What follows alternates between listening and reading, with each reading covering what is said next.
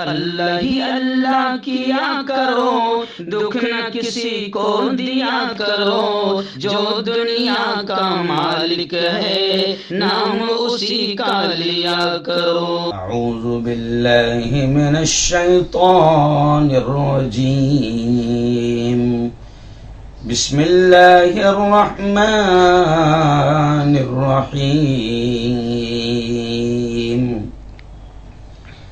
या अय्युहल्लज़ीना आमनू अन्फ़िक़ू मिम्मा रज़क़नाकुम मिन क़ब्ल अन यअतिय यौमुन ला बैउन फ़ीहि वला खुल्लह यौमुन ला बैउन फ़ीहि वला खुल्लतुन वला शफ़ाअह वल काफ़िरून हुमुज़ ज़ालिमून। सदक़ल्लाहुल अज़ीम। बहुत ही काबिल सद एहतराम मेरे नौजवान दोस्तों, बुजुर्गों और साथियों, पैगाम रमज़ान के इस पाकीज़ा सिलसिले में रोज़ाना अभी फ़िलहाल हम लोग अब ज़कात के मसाइल पर बात कर रहे हैं। ज़कात फ़र्ज़ है, देने के कितने फ़ायदे हैं वो मैं बता चुका हूँ। ना देने और ज़कात को चोरी करने के कितने नुकसानात है वो भी मैं बता चुका हूँ। आज हम थोड़ी सी बात कर लेते हैं कि आखिर ज़कात किन लोगों को दी जाए, ज़कात किन लोगों को दी जाए, ख़ास तौर से रिश्तेदारों में। इस पर हम बात कर लेते, वरना कुरान मुक़द्दस ने तो बाकायदा उसके 8 मसारिफ बताए हैं कि 8 जगह ज़कात दी जा सकती है।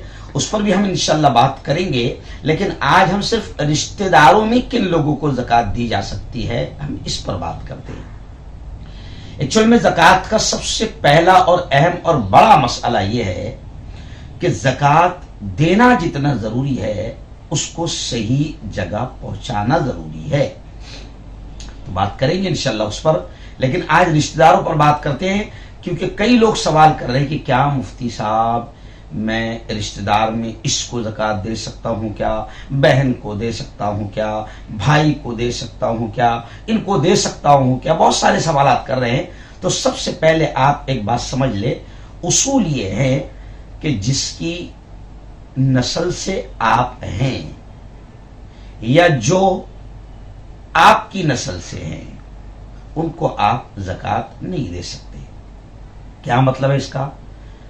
जैसा जिसकी नस्ल से आप हैं, बाप, दादा, माँ, दादी, नाना, नानी, इनको नहीं दे सकते आप।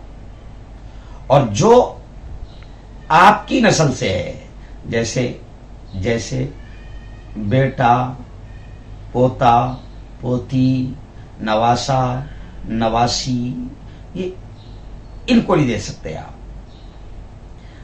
ऐसे ही किसको नहीं दे सकते हैं? जो निकाह वाला रिश्ता है, निकाह वाला रिश्ता यानी शौहर बीवी को नहीं दे सकती, बीवी शौहर को नहीं दे सकता। और ऐसे ही आप किसी सैयद को ज़कात नहीं दे सकते। तो अब रिश्तेदारों में मैंने आपको सबसे पहले क्लियर कर दिया कि जिसकी नस्ल से आप हैं, जी हां, जैसे आपके अब्बा, अम्मा, दादा, दादी, नाना, नानी, या जो आपकी नस्ल से हैं, जैसे बेटा, बेटी, पोता, पोती, नवासा, नवासी, इनको नहीं दे सकते। बाकी इसके अलावा आप सबको दे सकते हैं। बहन, भाई, भांजा, भतीजा, फूफा, फूफी, खाला, खालू, मामू, मुमानी, ये सारे जितने रिश्ते हैं आप इन तमाम को ज़कात दे सकते हैं। बल्कि ज़कात देने में सबसे पहला हक अपने रिश्तेदारों का है। सबसे पहला हक ज़कात में अपने रिश्तेदारों का है। तो रिश्तेदारों को पहले तलाश करें। अगर रिश्तेदारों में कोई गरीब है, भाई गरीब है, बहन गरीब है, भतीजा गरीब है, भतीजी गरीब है, फूफा गरीब है, फूफी गरीब है, मामू गरीब है, मुमानी गरीब है, खाला गरीब है, खालू गरीब है, तो रिश्तेदारों में जो सबसे पहले भांजा है, भांजी, ये लोग अगर इनमें अगर कोई गरीब है तो सबसे पहले इनका हक है, आप इनको दीजिए। तो ये सारे रिश्ते मैंने आपको थोड़ा सा तफसील से बता दिया। इन रिश्तों में आप ज़कात दे सकते हैं। फिर एक बार मैं ये कहूंगा कि ज़कात देने वाला अल्लाह ने बनाया, तो खुशी मनाओ कि मेरे मौला तूने ज़कात देने वाला बनाया। अगर तू लेने वाला बना देता, भिखारी बना देता, तो मैं तेरा कुछ भी नहीं बिगाड़ सकता था। तो दोस्तों, सबसे पहले हक रिश्तेदारों का है। रिश्तेदारों में इन लोगों को जिनको मैंने बताया हूं, इनको आप ज़कात दे सकते हैं, और जिन लोगों को मैंने बताया आप उनको ज़कात नहीं दे सकते। तफसील से आप इसको समझ लीजिए और सही अंदाज में ज़कात दीजिए। दूसरों तक भी मेरी ये वीडियो पहुंचाइए ताकि दूसरों को भी ज़कात देने का अहम मसला पता चले। आपको भी सवाब मिलेगा पहुंचाने का और मुझे भी सवाब मिलेगा।